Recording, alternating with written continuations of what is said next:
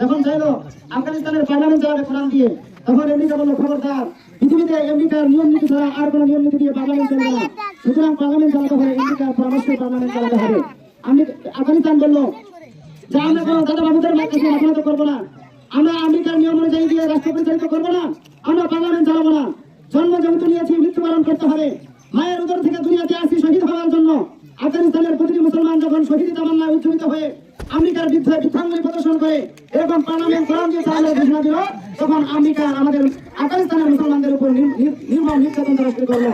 সম্মানিত ভাইদের আমরা দেখেছি প্রায় 1 কোটি মুসলমান মারা গেছে, 1 কোটি মুসলমান শহীদ হয়েছে, তারপরেও তারা আফগানিস্তানের কাছে আমেরিকার কাছে মাথা নত করে নাই, কারণ তাদের বিশ্বাস ছিল আল্লাহ রাসূল সাল্লাল্লাহু আলাইহি ওয়াসাল্লাম যেভাবে যুদ্ধ করেছেন, যেভাবে আহত হয়েছেন, যেভাবে রক্ত ঝরিয়েছেন, যেভাবে দাঁত মোবারক শহীদ করেছেন, যেভাবে সাহাবায়ে কেরাম জিহাদের ময়দানে গিয়ে তাজা শরীর জিহাদের ময়দানে ফেলে দিয়েছেন, আমরাও যদি আফগানিস্তানের মুসলমানেরা আমেরিকার বিরুদ্ধে যুদ্ধ করতে পারি, আমরা যদি শহীদ হতে পারি, আমাদের এই রক্তের উপর দিয়ে আমেরিকা বিজয় নিয়ে যেতে পারবে না। কারণ যেই জমিনে মুসলমানের রক্ত পড়ে সেই জমিনে আল্লাহ পাক রব্বুল আলামিন কোরআনের বিধান কায়েম করে দিবে, এটাই হলো নবীর শিক্ষা।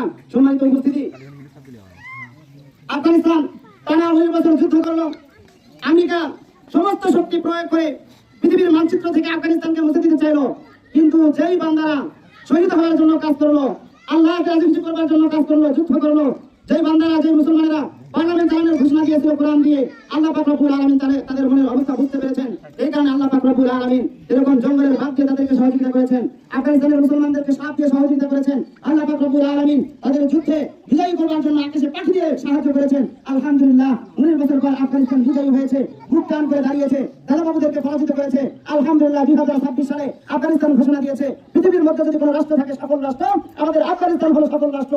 সেই রাষ্ট্র এখন পৃথিবীর সকল রাষ্ট্রের মধ্যে কোরআন হাদিস দিয়ে পরিচালিত হচ্ছে। সকলে বলেন আলহামদুলিল্লাহ।